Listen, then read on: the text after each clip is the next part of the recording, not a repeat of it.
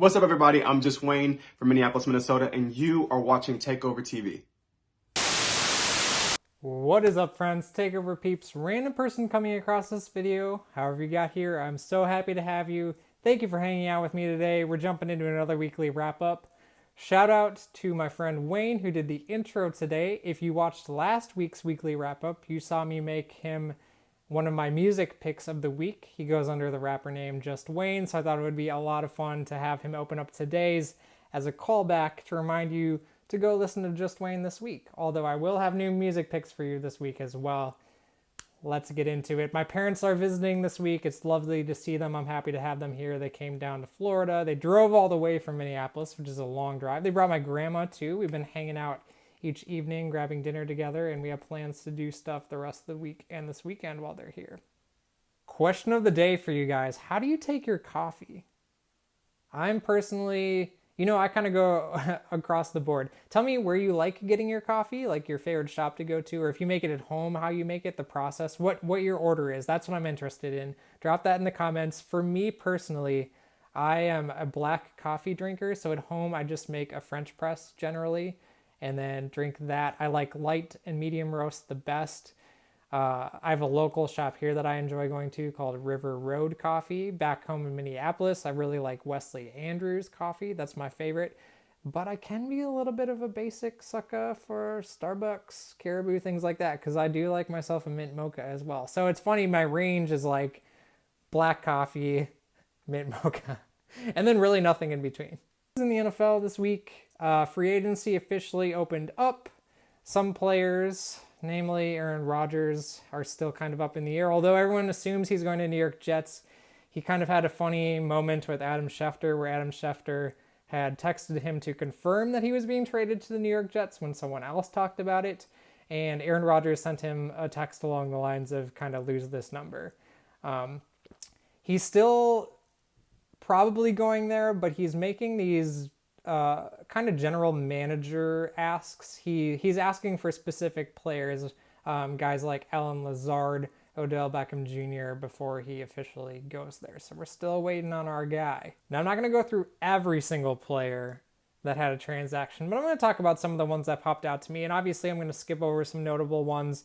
Maybe your favorite team had a transaction. I apologize, but also you can go to NFL insiders such as Adam Schefter's Twitter page and just look through all those transactions, as he's like the number one guy to be tracking all this. First of all, the Bears traded the number one overall pick. We all saw this coming. We just don't know who it was going to go to. It ultimately went to the Carolina Panthers, who are clearly after whoever their guy is at quarterback, but we don't know who that guy is. It might be Bryce Young. It might be Stroud. They could just shake things up and make it Anthony Richardson. Like, we don't know. I mean, crazy things happen in the NFL draft every year, so we'll wait and see. But the Bears got quite a haul out of this, and they still land in a position that they can probably draft their guy that they want from.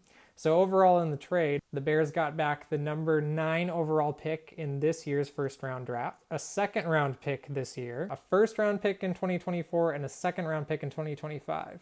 Oh, and DJ Moore. So Justin Fields has his number one receiver now, and we're finally going to get to see maybe the kind of passing quarterback that Justin Fields might be. Some people think he doesn't have it in him. Some people think he has a great arm but didn't have good receivers. That's kind of where I land. We saw that he is a great rusher this year. This past season, he had great numbers, set some records, just outstanding. I have a feeling the rushing will be a lot less this coming season as he's trying to prove his status as a true passing quarterback. Well, that doesn't mean he won't still be a threat on the ground. And now they've got all these picks to add pieces around him. They could strengthen the O-line. They could strengthen their defense. They could give him even more receiving power. It could go anywhere at this point, but the Bears are in a fantastic position, and I'm really excited to see how they draft. Some other transactions we saw were Miles Sanders to the Panthers, Jamal Williams to the Saints, Jimmy Garoppolo to the Raiders, Jacoby Brissett to the Commanders. They're still trying to find their status with the QB that they want to start the whole way. He might be it. He's a very serviceable start. David Montgomery to the Lions. Darren Waller was traded to the Giants. Eric Kendricks went to the Chargers. Patrick Peterson left Minnesota for Pittsburgh. And Jalen Ramsey was traded to the Dolphins, who have now added strength to their defense. We also saw the end of an era with certain players who had long runs in their career with a single team. Ezekiel Elliott was cut by the Dallas Cowboys, and Adam Thielen was cut by the Minnesota Vikings. So it'll be interesting to see where both of those guys land, as I truly believe that they still have a lot to offer. There's one signing that I want to note that's kind of a sneaky one, and it also plays into sports cards. Mike White signed with the Miami Dolphins. Now, if you remember Mike White, he was originally drafted by the Dallas Cowboys, really didn't get to do anything there, but then he went to the New York Jets. And we actually got to see a lot of him recently because, you know, they had the kind of revolving door of Zach Wilson, Joe Flacco, and the aforementioned Mike White. Mike White had some pretty good games filling in. If you look at his stats for the full season, it doesn't look fantastic, but he had some crucial moments. There was one game in particular where they were playing the Chicago Bears when he threw 3 touchdowns and no interceptions along with over 300 passing yards. Now, that was without fantastic receivers, and I'm not trying to knock guys like Garrett Wilson, but he's young and developing, right? He's a rookie. Now he comes to Miami, and given, no, he is not the starter, but he is behind Tua, who had a lot of injury problems last year. Now, if it's anything like last year, or if Tua has to have any extended timeout, and you plug in Mike White with receivers like Tyreek Hill and Jalen Waddle, imagine what he can do passing to those guys. Now, here's where the sports card play comes in. Given, I'm going to admit, I don't know the Mike White market right now. I don't know what things have been going for. I don't know if he's already, kind of priced out with people doing their potential thing. But if I were you, I would look at it. I mean, I'm probably going to take a look at it just to see how things are going, what the pricing is at, if things are moving up or down, if they're staying the same, because there just might be a deal out there where you want to snag that now in the off-season / preseason, and then wait till he gets plugged in, because sometimes all it takes is that one game, sometimes 2 games, but if he goes off, that price generally goes up, and you can flip that, and then you could turn it into more inventory. You could turn it into a PC item for your collection. You could turn it into just cash you need to pay a bill, These are the plays to watch. Sometimes they're not the sexiest plays, they're not the Patrick Mahomes rookie patch autograph that I sold in 2017 or whatever in that video. You can go back and watch that.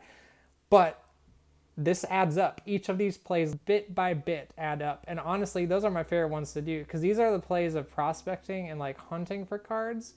And, Mike White is heating up, but he's still one of those names where, people aren't drafting him to their fantasy football team or, getting hyped on a Mike White personal collection yet. But you never know. Now, I'm not telling you to go crazy. I'm not telling you to dump a bunch of money into Mike White. I'm just telling you to be aware, brainstorm a little bit, and think about if this might be a potential play for you as a sports card collector, flipper, dealer, whatever you want to call yourself. Just think about it. It's March Madness, baby. I'm so excited. It's going to be just college basketball tournament games basically from noon to 9 or 10 at night. I love when tournament mode hits. I honestly don't really watch the season, but as soon as March Madness hits, I watch. Right after this, I'm probably going to turn it on and do some work and start watching. The first game has already started. I'm just antsy to get going on watching it. And I hope that some real Cinderella story / underdog wins happen. My brackets are never that good anyways, but I love seeing a bracket just busted. Some team that was expected to go to the Elite 8 or Final 4 get knocked off immediately. That kind of thing really excites me, and I love pulling for the underdog. So there's a few that I'm watching today in particular and tomorrow that I'm excited to see what happens. Sports cards fans, rejoice. 2022 Prism Football just dropped. Now, remember, this is last year's football class, so it's the rookies we've already seen play. We already know 1 year of information about, but Panini's behind on their schedule, and it's been that way for a while now, so this is expected. I haven't opened any myself. I don't necessarily intend to, maybe a blaster if I come across one, but I have watched a few videos of other people doing unboxing or box breaks, and the design looks nice and clean. The cards look cool, the refractors, the number, the autographs, all that. So let me know if you're opening any or what you've pulled. I'd be interested in hearing about that, or if you've got a video for me to watch that you've posted. This does mean interesting things, though, for unlicensed product, talking stuff that Leaf releases or Bowman Chrome University. This gives a little further life to those and value longevity to that. And I mean that in that, we're just about a month away from the draft now, and the Bowman Chrome U and Leaf cards are the only ones we're going to really have of these rookies. We're going to be waiting a long time on next year's Prism, a long time even on cards coming out of them in their jerseys outside of like Panini Instant stuff that you can order. So this is a moment maybe to see if you can snag a guy you've got a hunch about in Bowman Chrome U and then flip that around draft time or something like that. Or maybe you just like collecting college cards. This is your time to shine. Got a tiny bit of video game news. Sony announced the PS5 Pro. They didn't give a release date. They didn't give very much information, honestly, other than that they are making one. But I assume that if it's anything like the midlife release of the PS4 Pro, that it just means, you know, better visuals, graphics, output, power, all that stuff. So be on the watch for that. I do eventually want to grab a PS5. Honestly, just not in my budget right now, and I'm still having so much fun playing my PlayStation 4. But if you have a PS5, tell me why you like it in the comments below. It's time for the segment that I know all of you have been waiting for, Stuff That Slaps. Today's certified slapper is a PlayStation 3 game. In honor of the fact that it's March Madness, I love this game, College Hoops 2k8. There's a Dynasty mode on there where basically you start off as a low-end coach and you have to pick from like a team that's kind of bottom of the pile in a way. And then you start with that team, you start with their roster, you play through a season, you jump into recruiting. You're trying to recruit players. You do stuff like the game's dated, so you like call their home phone, you send them an email, things like that. But then you can invite them to the campus later. You can go visit them. You basically just click through. It's almost like basketball RPG, if I can label it that. But it's so fun. It can be so time consuming, and it's so frustrating when you're the low end team at first because you're like trying to get these recruits and you're like talking to them and you can see there's like an interest bar that fills as you do it. So you're like doing the things, but then you realize like, oh crap, I'm up against like Duke and North Carolina trying to get this guy. So you're like this far away from full interest, but they're even closer to full interest. And then all of a sudden that player signs there, obviously, and not with, you know, North Florida, who's the team that I usually start with. And you just chase after these players. So at first you realize you can really only get 1 and 2 star recruits. Sometimes you sneak in a 3-star there and they're like sneakily good. But you have to build your way up. And then over time throughout the years, you can choose if you want to take a contract with a bigger team and you try to climb the ranks basically. Or if you just want to try to make that tiny school a powerhouse with, you know, low ranked players that turn out to be really good. I love playing through that. I love the journey of it all. I've done it multiple times over the years. I actually have a really fun idea for this channel that I'm going to do that incorporates College Hoops 2k8. And I'll announce that later. I'm not going to go into details now. It's going to be fun and it's going to give me a reason to play the game some more. Because I haven't in a few years now. But it's probably my favorite sports game of all time. I'm not going to lie. It's amazing. And as we know, they don't produce college games anymore. So it's really fun when you have one. It's also funny looking back. So the thing about that game is they don't use players' real names on there. They just use their numbers. But you can look back at rosters from that time and find out who's who. So like, you know, you got Derrick Rose on Memphis. You've got Russell Westbrook on UCLA, I'm pretty sure at that time. I think Greg Oden had just left. He's on the cover of the game. But then you have like Tyler Hansborough's last North Carolina year, things like that. It's fun. And you have historic teams on there too. My brother and I really like playing a version of it when we get together. We play one-on-one not one-on-one basketball, but we play against each other with teams.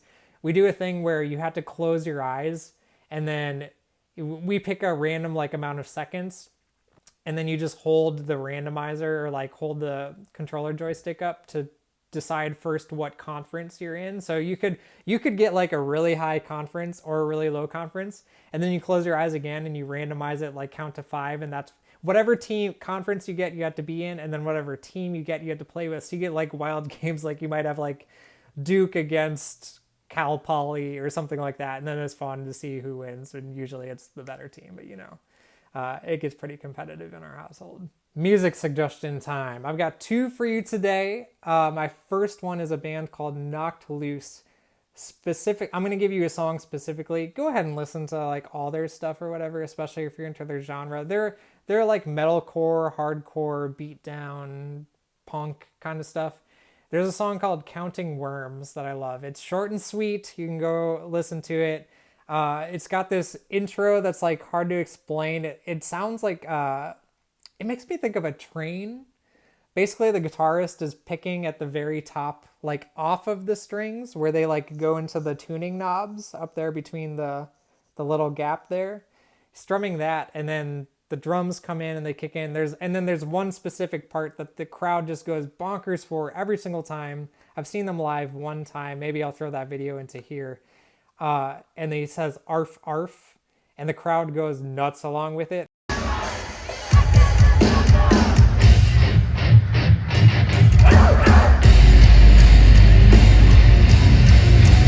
There's a funny video on YouTube that's like arf arf for 19 minutes or something like that, and follows their entire tour for that first year of the song.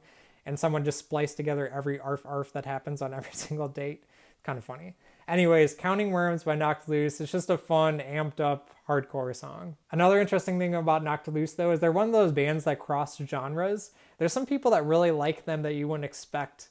One is they kind of have their fingers in the rap world too. So Brian Garris, the lead singer of Knocked Loose, has done songs with multiple rappers before, one of them being Ski Mask the Slump God, and there's actually a video on YouTube of him performing with Ski Mask.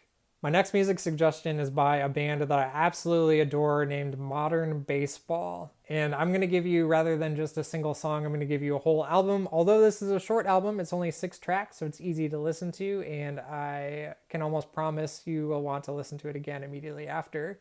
The album is titled Mobo Presents The Perfect Cast featuring Modern Baseball. So a ridiculous title, fun album.